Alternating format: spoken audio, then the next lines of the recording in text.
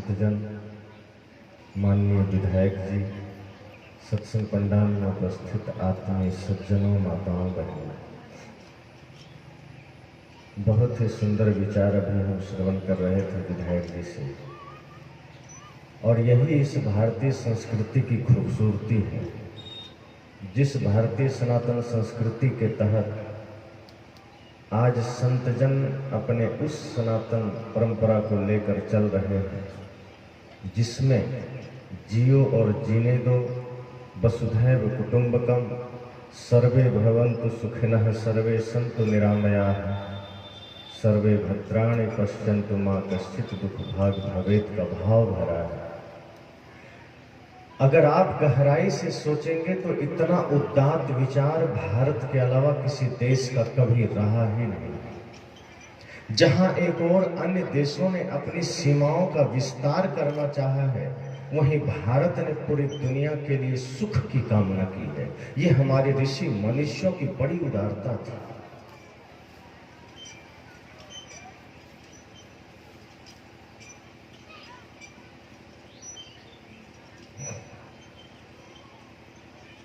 जहां एक और अन्य देशों ने अपने सीमाओं के विस्तार के बारे में सोचा, वहां भारत ने लोगों के खुशियों के बारे में सोचा।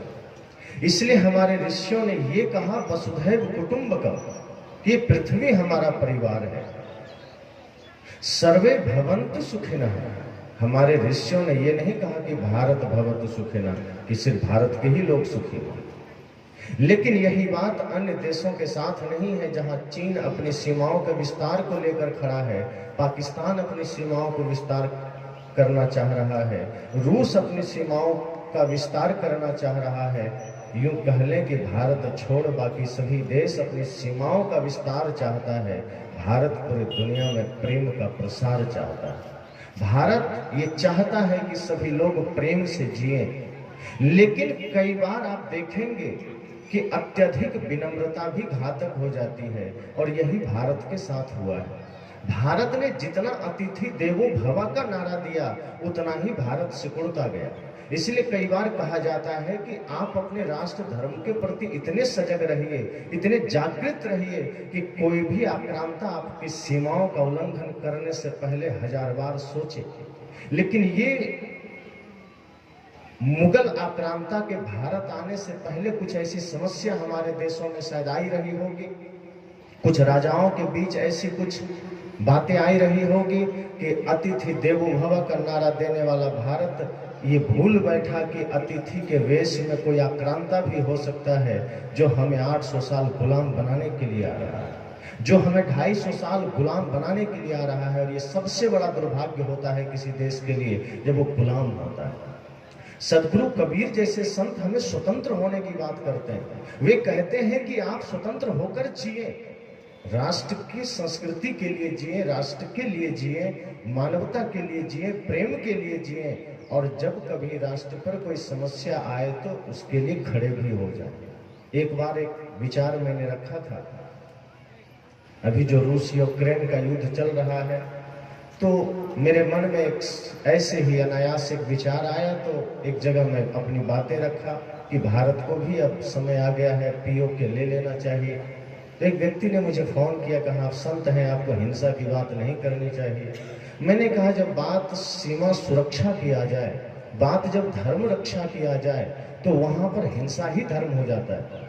अगर हम अपने भारतीय सैनिकों से कहें कि आप वहां आरती की थाल लेकर खड़े हो जाएं, माला लेकर खड़े हो जाएं, तो क्या हम 2 मिनट के बाद गुलाम नहीं हो जाएंगे?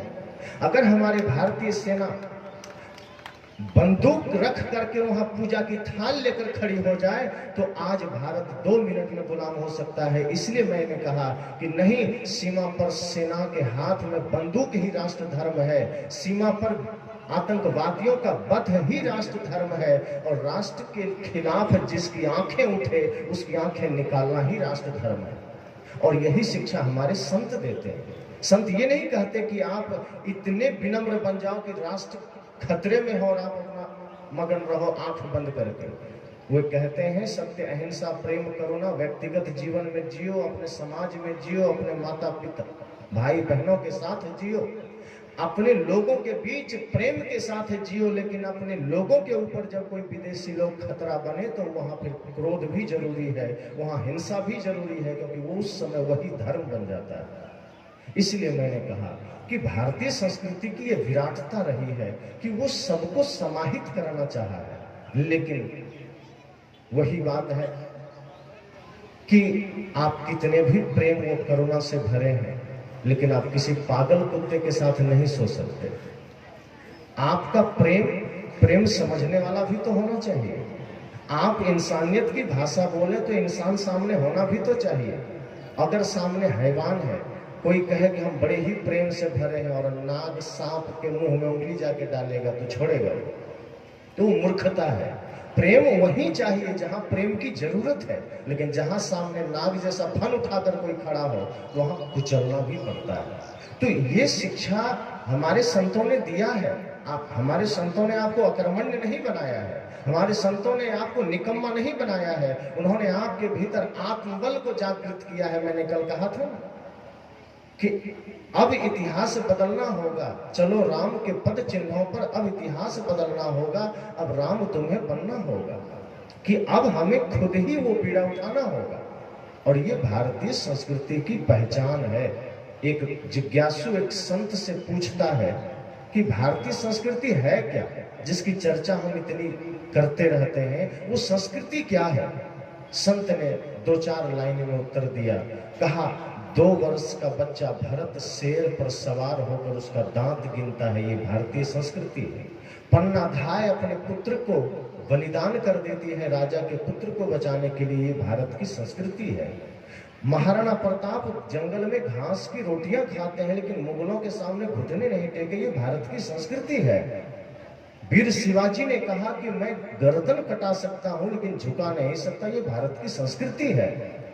और हमारे एक संत जो खाने के लिए बैठते हैं, जैसे ही वो पत्तल में रोटी रखते हैं, कुत्ता रोटी लेके भाग जाता है, वो संत पीछे पीछे घी का कटोरा लेके दौड़ते हैं, कुत्ते में ये भाव से कि वो कुत्ता सूखी रोटी कैसे खाएगा, इतनी करुणा के साथ वो कुत्ते में भी भगवान को देखते हैं। ये भारत की संस्कृति है। राजा शिवी बाज पक्षी के लिए अपने शरीर का मांस दान कर देते हैं, ये भारत की संस्कृति है। विवेकानंद जैसे संत जब अमेरिका जाते हैं और वहां के लोग उनका मजाक उड़ाते हैं, उनके बारे में उटपटांग बोलते हैं, भारत के बारे में उटपटांग बोलते हैं और कहते हैं भारत की स्त्रियां तो पुरुषों का गुलाम है, भारत की महिलाएं तो पुरुषों के पीछे चलती है और सिर झुका के चलती है। हमारे अमेरिका में देखो, हमारे देश में देखो, हाथ में हाथ डाल करके एक दूसरे का हाथ पकड़ करके हमारे यहाँ लोग चलते हैं, लड़के और लड़कियां। लेकिन भारत में देखो, स्त्रियां तो पुरुषों के पीछे चलती हो तो गुलाम है। स्वामी विवेकानंद जी ने कहा, मैं ये मानता हूं कि तुम्हारे यहाँ के लड़के लड़कियां एक दूसरे के हाथ पकड़ कर चलते हैं, और मैं ये भी स्वीकारता हूं कि हमारे भारत में स्त्रियां पुरुषों के पीछे चलती है, बराबर भी चलती है, लेकिन हाथ पकड़ के नहीं चलती। कारण सिर्फ इतना है कि हमारे भारतीय संस्कृति की ये विराटता है, ये पवित्रता है कि हमारे यहाँ के नारियों को अपने पुरुषों पर भरोसा है कि ये 7 जन्म के लिए मेरा है, हाथ क्या पकड़ना। तुम्हारे यहाँ भरोसा ही नहीं है, इसलिए हाथ पकड़ के चलते हैं कि कब छूट जाए क्या पता। ये भारत की संस्कृति है, ये भारत की पहचान है, ये भारत की मर्यादा है। और यहाँ ये भाव नहीं है। आप एक चीज और आप देखेंगे, अंग्रेजी में एक शब्द है डाइवोर्स और एक शब्द है तलाक। इन दोनों का हिंदी में कोई शब्द है क्या? आप बता पाएंगे? नहीं है, क्योंकि तलाक इस्लाम में होता है, डाइवोर्स अंग्रेजों का दिया हुआ है, लेकिन अपने हिंदू संस्कृति में ये कुछ होता ही नहीं है, इसलिए वो शब्द ही नहीं है। जो एक बार परिणय सूत्र में बंध गए, एक दूसरे के लिए बंध जाते थे, वो छूटते नहीं थे। एक दूसरे पर इतना भरोसा होता था, एक दूसरे पर इतना विश्वास होता था कि वहां कहते हैं ना, आधे बसे पुरुष आधे बसे जो है। शिव जी ने अर्धनारीश्वर रूप धारण करके यही तो संकेत जगत को दिया था कि पुरुष और स्त्री में कोई भेद नहीं, जब एक हो जाए तो कभी अलग हो नहीं सकते। तो ये संस्कृति हमारी है और भारत में रहने वाले सभी लोग भारतीय हैं। सबसे बड़ी पहचान हमारी यही होनी चाहिए। हम जातियों में बट जाते हैं, हम संप्रदायों में बट जाते हैं, हम मजहबों में बट जाते हैं। मैं तो कहता हूं भारत में बसने वाले हिंदू, मुस्लिम, सिख, ईसाई सभी अपनी पहचान सिर्फ भारतीय होने का रखें और अपने ही भारतीय संस्कृति, भारतीय महापुरुषों के प्रति निष्ठा रखें। आप भारत में जीते हैं, भारत के प्रति निष्ठा रखें और ये सोचें कि ये भारत ही हमारा देश है, भारत ही हमारी संस्कृति, हमारी पहचान। क्योंकि मैं कहा करता हूँ, एक व्यक्ति अपने माँ के गर्भ से ही जन्म नहीं लेता, एक संस्कृति के गर्भ से भी जन्म लेता है। और हम सब ने जिस संस्कृति के गर्भ से जन्म लिया है उसका नाम भारतीयता है और जिस देश में हमने जन्म लिया है उसका नाम भारत है। इसलिए उसकी सुरक्षा, उसकी मर्यादा, उसके प्रति अपना समर्पण अनिवार्य है। मैंने कहा सतगुरु कबीर जैसे संत हमारे भीतर उसी आत्मविश्वास को जगाते हैं। वे कहते हैं कि आप जैसा हैं वैसा रहिए, प्रकृति ने आपको जैसा जगत में भेजा है वैसा ही रहिए, डुप्लीकेट मत बनिए। जब बच्चा धरती पर आता है कितना प्यारा होता है, कितना मासूम होता है। इसलिए हमारे ऋषियों ने बच्चे को भगवान का दर्जा दिया है, बाल रूप अर्थात भगवान का दर्जा। क्यों? क्योंकि न तो उसमें ईर्ष्या है, न द्वेष है, न छल है, न प्रपंच है, न नशा है, न दुर्व्यसन है, न व्यभिचार है। एक शिशु का जीवन वाकई में भगवान का स्वरूप है।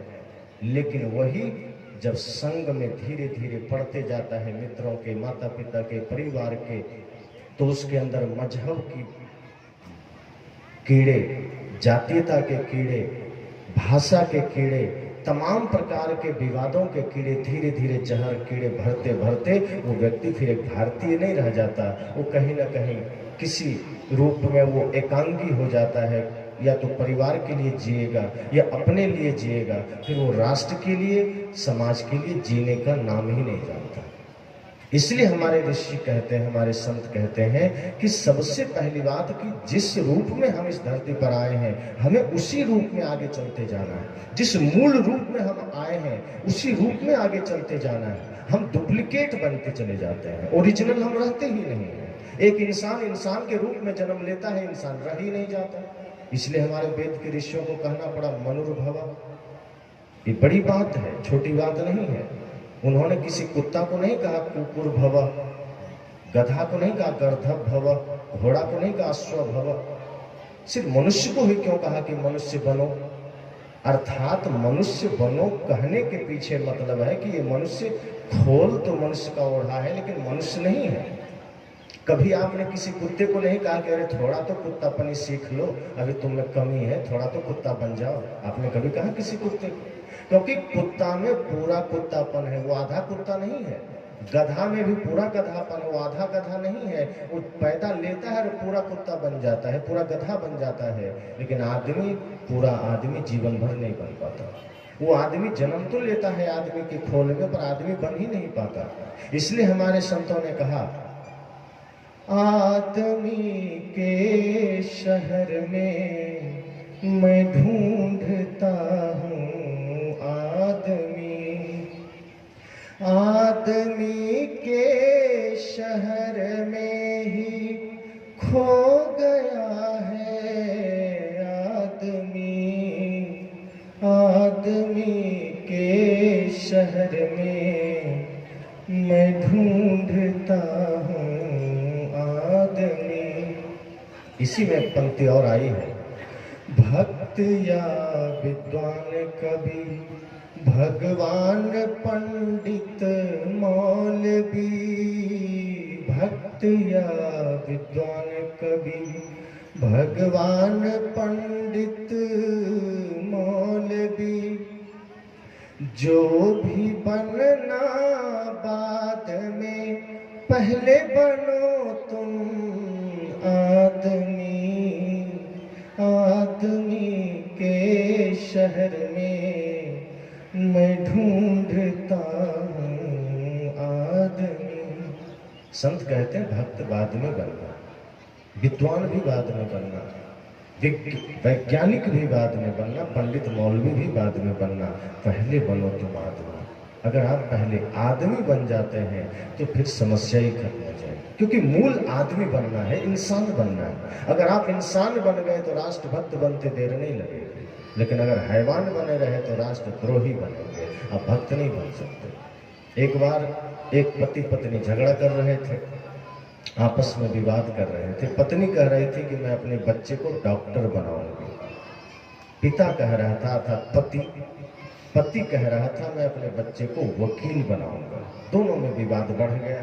पत्नी अडिग हो गई कि नहीं बच्चा डॉक्टर बनेगा, पति कह रहा है नहीं बच्चा वकील बनेगा। अब इतना झगड़ा बढ़ गया कि पड़ोसी इकट्ठे हो गए, पड़ोसी के लोग आ गए। पड़ोसियों ने कहा क्यों विवाद करते हो, रात का समय है, सोने दो। पड़ोसियों ने कहा कि कम से कम हम लोगों का तो ख्याल करो। पति ने कहा देखो जी, हम चाहते हैं हमारा बेटा वकील बने, बड़ा ही झंझट होता रहता है, गांव घर में झगड़े होते हैं, वकील को फीस देते देते हम तंग आ गए, इसलिए हम चाहते हैं हमारा बेटा ही वकील बन जाए। पत्नी कहती है कि मेरे दांत में दर्द रहता है, कभी सिर में दर्द रहता है, डॉक्टर का फीस भरते भरते परेशान हो गई, बेटा ही डॉक्टर बन जाए कितना अच्छा होगा, इसलिए मैं चाहती हूँ बेटा डॉक्टर बने। पड़ोसी ने कहा अच्छा ठीक, एक बार अपने बेटे से पूछ लो वो क्या बनना चाहता है। का बुलाओ अपने बेटे को। दोनों मिलकर कहता है पति पत्नी, बेटा तो अभी पैदा ही नहीं हुआ है। कहा जो पैदा ही नहीं हुआ है उसे तुम डॉक्टर बनाना चाह रहे हो, जिसका अभी आविर्भाव ही नहीं हुआ, जो धरती पर आया ही नहीं, उसे तुम वकील बनाना चाहते हो। अरे पहले बच्चे का जन्म तो हो लेने दो, उसकी मनसा तो पूछो, वो जन्म ले ले, वो बड़ा हो जाए, फिर उससे पूछना वो क्या बनना चाहता है। पहले तुम डॉक्टर इंजीनियर का सपना देख रहे हो, पहले इंसान तो बन जाओ। भक्त भगवान विद्वान कवि तो स्वाभाविक गुण है आपके, आ जाएंगे, वो तो भीतर से प्रकट हो जाएगा। पेड़ के जड़ में अगर आपने पानी डाला है, पेड़ हरा भरा है, फल तो आएंगे, आपको उसमें हाथ डाल के निकालना नहीं पड़ेगा। फल के लिए आपको कुछ नहीं करना है, आपको सिर्फ पेड़ का ध्यान रखना है, आपको सिर्फ पेड़ को हरा भरा रखना है। संत कहते हैं पहले इंसान तो बन जाओ। अभी तो हम इंसान हैं कहाँ, अभी तो अपने अलावा देश समाज की चिंता ही नहीं होती, अभी तो अपने लिए जीते हैं, समाज के लिए नहीं जीते। और पता ही नहीं कब आंखें बंद हो जाएगी, कब इस दुनिया से जाना हो जाएगा। जब जाते समय कोई हिसाब पूछेगा क्या करके जा रहे हो, तो पता चलेगा हमारा पूरा रजिस्टर खाली है, और भरा है तो पाप से भरा है। राष्ट्र के लिए, मानवता के लिए हमने कुछ नहीं किया। और जिस जीवन में कब दिया बुझ जाए, कब जीवन का दीपक बुझ जाए, कब जीवन की सांसें रुक जाए, उस जीवन में इस तरह हाय तौबा मचा के जीना, पाप की कमाई कमा के जीना, ये तो फिर मूर्खता ही है। संत कहते हैं काम ऐसा करके जाना, कमाई ऐसे करके जाना कि आप संतुष्ट होकर जाएं, निश्चिंत होकर के जाएं। नहीं तो प्राण निकलेगा। अपने माता पिता के साथ आपने यही तो किया है कि प्राण निकला, दादा दादी किसी का भी जिसके घर में प्राण निकला, आपने उन्हें दाह संस्कार कर तो दिया, सप्ताह 15 दिन में आप भूल गए। अपने लोग भी भूल जाते हैं, पड़ोसी और दुनियादारी क्या याद करें। साहब कहते हैं काम ऐसा करके जाना कि अरे अपने तो अपने, पराए भी आपको दिलों में रखने के लिए मजबूर हो जाए। काम ऐसा करके जाना कि गैर भी आपको याद करने के लिए मजबूर हो जाए, लेकिन वो याद भी ऐसा नहीं रावण की तरह, क्योंकि रावण को भी हम याद करते हैं लेकिन हर साल उसको जलाते हैं, राम जी की तरह। कर्म ऐसा करके जाना भगत सिंह की तरह, कर्म ऐसा करके जाना लक्ष्मीबाई की तरह, कर्म ऐसा करके जाना नेताजी सुभाष की तरह, ताकि आपको जब कोई याद करे तो सम्मान से झुके और आंखों में आंसू आ जाए। 100 साल बाद भी आज जब नेताजी सुभाष के बारे में हम लोग पढ़ने लगते हैं तो आंखें डबडबा जाती है कि क्या लोग रहे होंगे। लेकिन आज इस देश में कुछ दिन पहले तक उनका नाम धीरे धीरे लोगों ने मिटाना शुरू कर दिया था, लेकिन आज वर्तमान में पुनः सच्चे राष्ट्रभक्त की पहचान हुई। और सच्चे राष्ट्रभक्तों की पहचान जरूरी है, क्योंकि उनसे हमें प्रेरणा मिलती है, उनसे हमारे बच्चों को एक दिशा मिलता है। क्योंकि आज हमारे बच्चे का रास्ता भी बिगड़ा है। आज आप देखना अपने बच्चों को, जरा ख्याल करना, आपके बच्चे अपना आइडल, अपना आइकन, अपना आदर्श किसको मानते हैं। कहीं आपके बच्चे किसी हीरो हीरोइन किसी क्रिकेटर को अपना आइडल तो नहीं मान बैठा है? अगर ऐसा है तो आपको सजग होने की जरूरत है, आपको जागृत होने की जरूरत है, क्योंकि आपके बच्चे का आइडल कोई हीरो नहीं होना चाहिए, अर्थात कोई फिल्मी हीरो नहीं होना चाहिए, असली हीरो होना चाहिए। या तो भारत की सेना होनी चाहिए, भगत सिंह, चंद्रशेखर आजाद या रामकृष्ण, बुद्ध, महावीर, कबीर होना चाहिए। अगर इसको आपके बच्चों ने अपना आइडल माना है, इन लोगों को आपके बच्चे ने अपना आइकन माना है, तो निश्चित मानिए पुनः घर घर में भगत सिंह जैसे पुत्र का जन्म होने की संभावना है, पुनः घर घर में श्रवण कुमार जैसे पुत्र के होने की संभावना है। और अगर आप थोड़ी सी चुप कर बैठे, यही शिक्षा आपको माता सीता से लेना है। राम जी नहीं थे वहां, लक्ष्मण जी नहीं थे, पर माता सीता ने संकल्प लिया कि मुझे अपने लव कुश को इतनी शक्ति देनी है, इतना चरित्रवान बना देना है, इतना विद्वान बना देना है कि कोई ये न कहे कि राम का पुत्र है और कैसा है। और वो किया माता सीता ने। इसलिए वेद के ऋषियों ने माँ को निर्माता कहा है, माता निर्माता भवती, माँ निर्माण करती है अपने बच्चे को। माता सीता ने लव कुश को इतनी शक्ति भर दी, इतना संस्कार भर दिया, इतना विद्वता भर दी कि अयोध्या की वो सेना, राम जी की वो सेना जो लंका को भी ध्वस्त करके आई थी, वो लव कुश से हार गई। ये माँ का संस्कार होता है। अगर आज आप माताओं ने ये संकल्प ले लिया कि मुझे अपने बच्चे को वो संस्कार देना है जो भारत की ही नहीं विश्व में अपना नाम रोशन करे, आप सफल हो सकते हैं। आप में वो संभावना है और ये आपको करना चाहिए। सत्संग यही शिक्षा आपको देता है। ये सत्संग आपको ये नहीं कहता कि आप चुपचाप रूम में बैठ करके बस भक्ति करते रहो। भक्ति व्यक्तिगत चीज है, उससे शांति मिलेगी, लेकिन आपको ये सत्संग इतना भी कहता है कि राष्ट्र के लिए भी सोचिए, अपने बच्चों में वो संस्कार भरिए। क्या पता किस बच्चे के कंधे पर समाज राष्ट्र के भार आ जाए, और भार आने से पहले अगर वो संस्कारित है, सभ्य है, अपने राष्ट्र के प्रति समर्पित है, तो निश्चित मानिए वो राष्ट्र का गौरव बनेगा, राष्ट्र का खेवनहार बनेगा।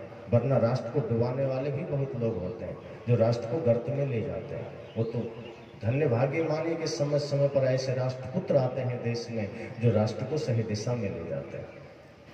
और ऐसा हमेशा हुआ है। जब सिकंदर भारत पर टूट पड़ा था, तब उस वक्त आचार्य चाणक्य वो बीड़ा उठाए थे।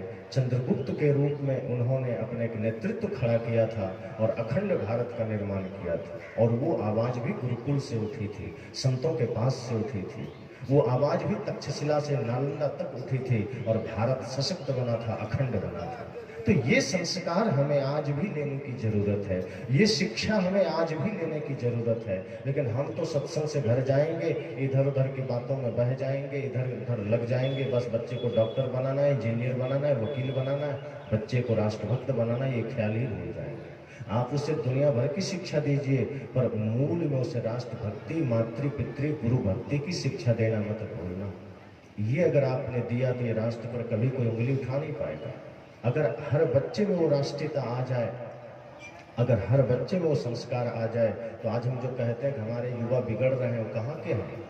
आज अगर आप समाज में कहते हैं क्या करें, हमारे देश के, हमारे समाज के युवा तो पथभ्रष्ट हो रहे हैं, वो युवा कहाँ के हैं? क्या डायरेक्ट आकाश से उतरे हैं? क्या पाकिस्तान से आए हैं? आपके ही बीच वो पलते हैं, बढ़ते हैं, और वो कमियां आपके ही द्वारा प्रकट होती है। माता पिता थोड़े से ढीले होते हैं, थोड़े से शांत होते हैं, अपनी स्वार्थपरता के जीवन में लग जाते हैं, बच्चों के प्रति से थोड़ा ध्यान हटता है, आपके बच्चे का मार्ग बदल जाता है। वही बच्चे जिसमें शुभ लक्षण आ सकते थे, वो बच्चे जो देशभक्त बन सकते थे, वो देशद्रोही बन जाता है और आप कुछ कर नहीं सकते।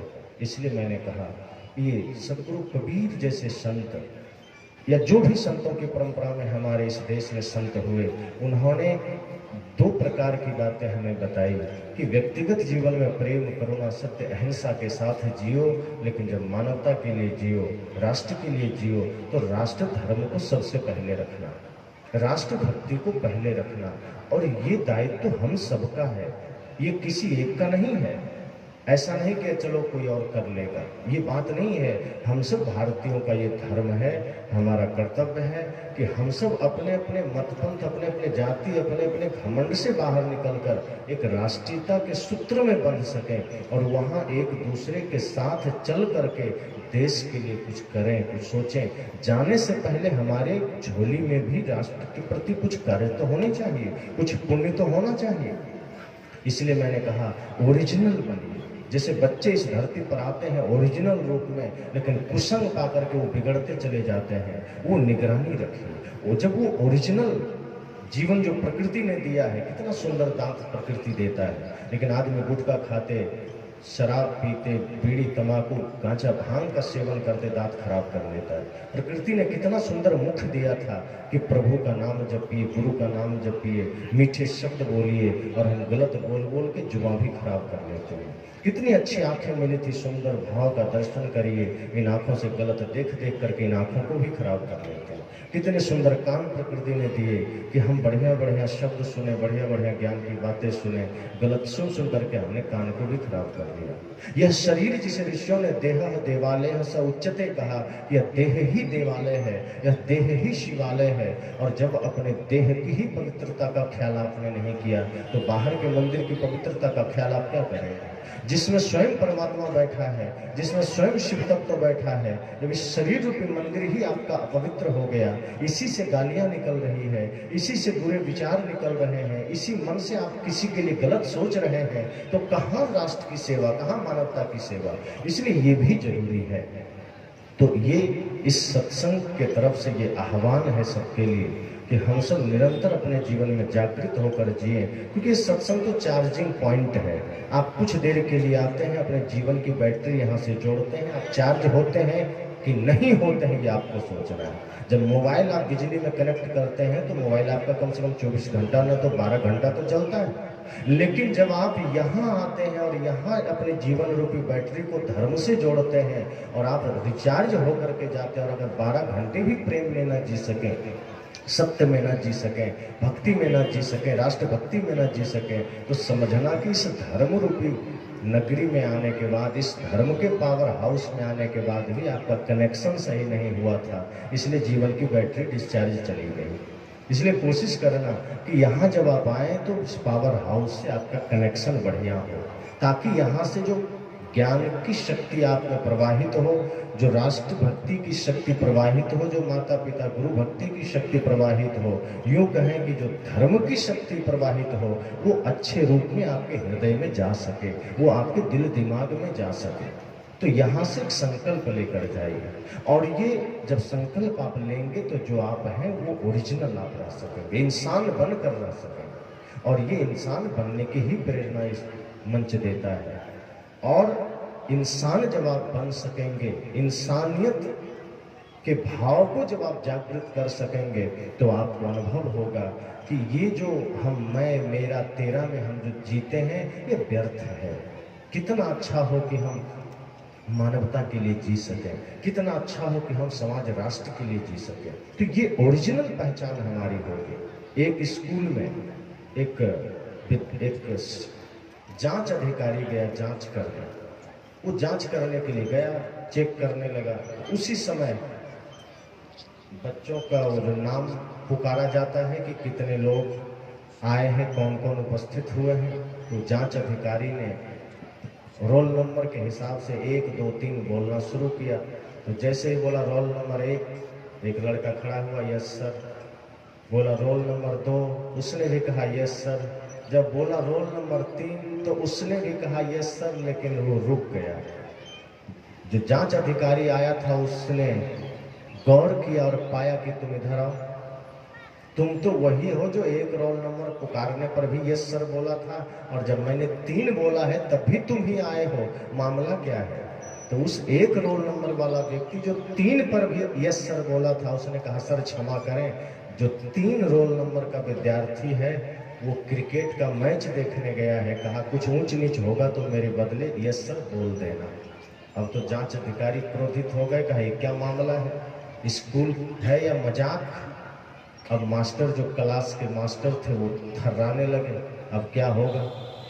उन्होंने कहा तो क्या पढ़ाई होती है आपके यहाँ, बच्चे कौन है, कहाँ है, कोई ठिकाना नहीं रहता, अब आप लोग को इसकी सजा मिलेगी। बिल्कुल बेचारे वो मास्टर तो घबरा गए। मास्टर ने कहा सर क्षमा करना, मैं भी इस क्लास का ओरिजिनल मास्टर नहीं हूँ, इस क्लास का ओरिजिनल मास्टर क्रिकेट का मैच देखने गया है, उन्होंने कहा था संभाल लेना, इसलिए सर क्षमा करना। जांच अधिकारी ने कहा संजोग है, सौभाग्यशाली हो तुम बच गए। क्योंकि मैं भी ओरिजिनल जांच अधिकारी नहीं हूं, मैं भी किसी के बदले आया हूं। जो ओरिजिनल जांच अधिकारी है वो भी क्रिकेट का मैच देखने गया है। कोई ओरिजिनल था ही नहीं, तीनों डुप्लीकेट था, इसलिए बच गया। ओरिजिनल बनने की जरूरत है, डुप्लीकेट जीवन में बन करके आप कुछ नहीं कर सकते। मैंने कहा इंसान जिस रूप में धरती पर आता है, अगर उसी रूप में अपने को स्थापित कर सके तो सदगुरु कबीर का वो सपना सच होगा कि पूरा पृथ्वी हमारा परिवार है। इस भाव को हम जागृत कर सकेंगे और अपने स्वाभिमान की रक्षा भी कर सकेंगे। हम इतना भर बोल रहे कि पूरा धरती हमारा परिवार है, पता चला चीन और पाकिस्तान आके भारत में कोहराम मचाना शुरू कर दिया। तो हमें अपने स्वाभिमान की रक्षा भी करनी है, अपनी सीमा की रक्षा भी करनी है, लेकिन विराट हृदय का परिचय भी देना है कि लड़ो तुम, लेकिन हमें तो कोई दिक्कत नहीं, सब हमारा अपना। लेकिन हमारे तरफ अगर कदम बढ़ाओगे तो कदम तोड़ भी देंगे। तो ये स्वाभिमान भी जरूरी है, ये धर्म की शिक्षा भी जरूरी है, ये संस्कार भी जरूरी है। तो इस 2 दिवसीय सत्संग जो कि संत सम्राट सदगुरु कबीर साहब के प्राकट्य दिवस के रूप में मनाया जा रहा है, यद्यपि सदगुरु कबीर का प्राकट्य महोत्सव 14 जून को मनाया जाएगा, ज्येष्ठ पूर्णिमा के दिन, लेकिन सब जगह एक साथ संभव नहीं है। तो पूरा ज्येष्ठ महीना उनके प्राकट्य महोत्सव के रूप में ही मनाया जाता है। उसी रूप में आज यहाँ रखा गया। और हमारे जो महंत हैं प्रेम प्रकाश गोस्वामी जी बड़े ही मेहनती हैं, बड़े ही लगनशील हैं, आप सब उनको जानते ही हैं, काफ़ी दिन से हुए हैं। उनसे पहले यहाँ आत्मस्वरूप गोस्वामी जी रहे हैं, जिनकी ये देन है, जो काफ़ी मेहनत यहाँ करते रहे। और उनके बाद उन्हीं के रहते रहते प्रेम प्रकाश गोस्वामी जी यहाँ के महंत हुए। तो आप सब उनको अपना योगदान देते रहें, सपोर्ट करते रहें। विधायक जी से भी निवेदन करूँगा इस आश्रम पर भी ध्यान दें, ताकि यहाँ से भी समाज के लिए कुछ हो सके। हम तो चाहते हैं कि सभी आश्रम में गुरुकुल बने, जो बच्चों में पुनः वो शिक्षा दिया जाए, जो वहाँ से पढ़कर निकले तो कहे मैं राष्ट्रभक्त हूँ और कोई पहचान न बताए। तो ऐसे ऐसे गुरुकुल, ऐसे ऐसे शिक्षा केंद्र, ऐसे ऐसे केंद्र आश्रमों के द्वारा भी खुले बने, जिसमें आप सब अपना अपना सहयोग दें। तो प्रेम प्रकाश जी को और उनके सभी सहयोगी कार्यकर्ताओं को बहुत बहुत धन्यवाद देते वाणी को विराम देता हूँ।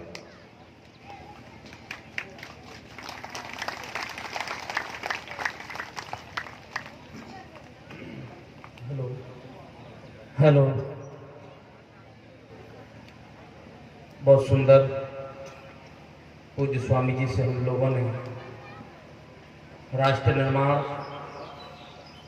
और हम लोग सच्चे रूप में मनुष्य कैसे